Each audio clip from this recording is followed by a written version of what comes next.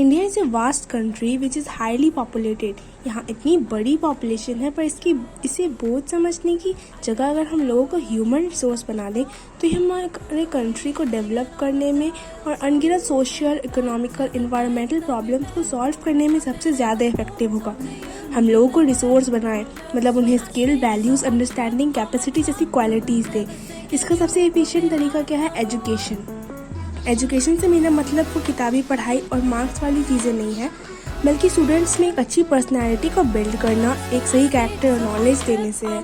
इससे सिटीजन्स आगे चलकर एक अच्छे नागरिक ही नहीं होंगे, बल्कि सेल्फ एम्प्लॉयमेंट, हार्मनी और अवेयरनेस जैसे एलिमेंट को भी सपोर्ट करेंगे।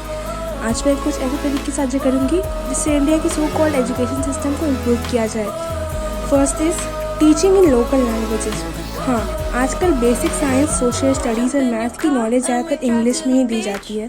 इसमें पॉजिटिव एस्पेक्ट ये है कि एक लैंग्वेज की मदद से लोग अक्रॉस द नेशन कन्वर्स कर पा रहे हैं। पर क्या इस मीडियम से बच्चे इन स्टडीज़ को खुद से कलेक्ट कर पा रहे हैं? नहीं। इन माई ओपिनियन स्टूडेंट्स को स्टडीज़ का एटलीस्ट कुछ पार्ट अपने लोकल लैंग्वेजेस में पढ़ना चाहिए। ये उन्हें सब्जेक्ट से ही नहीं, अपने कल्चर से भी कनेक्टेड रखेगा। ये हमारे इंडिया की डाइवर्सिटी के लिए भी काफ़ी फ्रूटफुल हो सकता है, और ये सब्जेक्ट स्टूडेंट के लिए बोझ नहीं, एक लाइफ टाइम मैसेज की तरह होंगे। Adding more valuable concepts.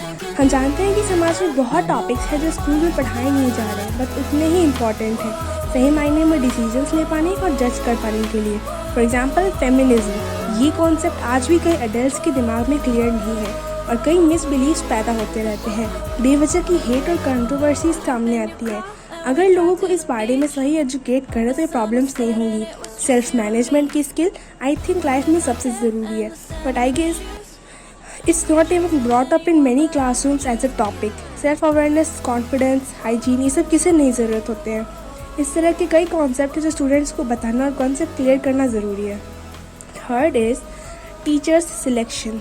Teacher are not just teachers, they are the people who sacrifice their whole dedication towards building a future. तो क्या हम इतने इंपॉर्टेंट रोल प्ले करने वाले को चुनने के लिए कुछ इंपॉर्टेंट क्राइटेरिया चेक नहीं करेंगे?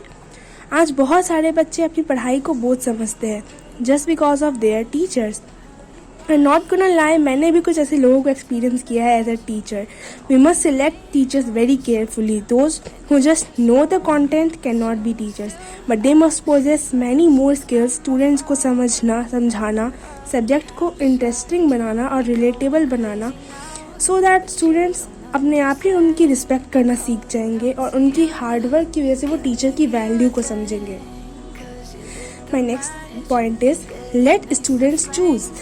हमें पता है कि एक 12th ग्रेड के बाद बहुत ही वास्ट फील्ड में छोड़ दिया जाता है स्टूडेंट्स को एक सिक्योर फ्यूचर बनाने के लिए, बट उनमें से मैक्सिमम को पता ही नहीं होता है कि कौन सी फील्ड कैसे वर्क करती है, कौन से एग्ज़ाम में हम कहाँ ले जाएंगी और कौन सा सिस्टम कैसे चलता है। इन चीज़ों का उन्हें कोई अंदाज़ा ही नहीं होता है। सो आई थिंक कि स्टूडेंट्स को पहले ही आगे आने वाले इननमरेबल चॉइसेस को एनालाइज करना सिखाना चाहिए, उनके सिस्टम और क्राइटेरियाज को समझाना चाहिए, ताकि बच्चे पहले से अपनी स्ट्रीम को पहचान कर मेंटली प्रिपेयर हो, ना कि जस्ट कन्फ्यूज़न में आकर कुछ ऐसा कर बैठे जो उन्हें पर्सनली पसंद नहीं और बाद में रिग्रेट करेंगे।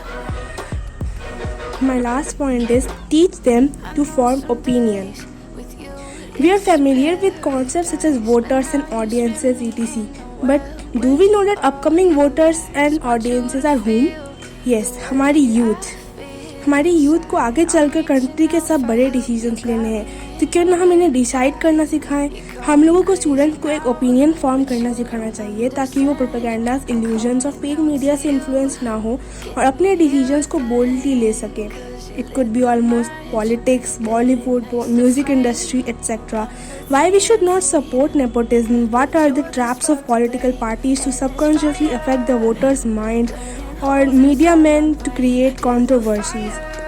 इसे समझने की क्षमता होनी चाहिए। Why their opinion matters, ये पता होना चाहिए।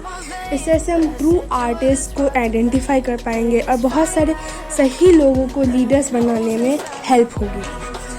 Thank you for listening to me. And मैं लास्ट में कुछ कहना चाहूँगी, एजुकेशन सिस्टम का मतलब कंटेंट को कम करना नहीं, मतलब ज़्यादा एफिशिएंटली स्टूडेंट्स को नॉलेज और स्किल्स दे पाना है to build a good citizen and a resource in a person.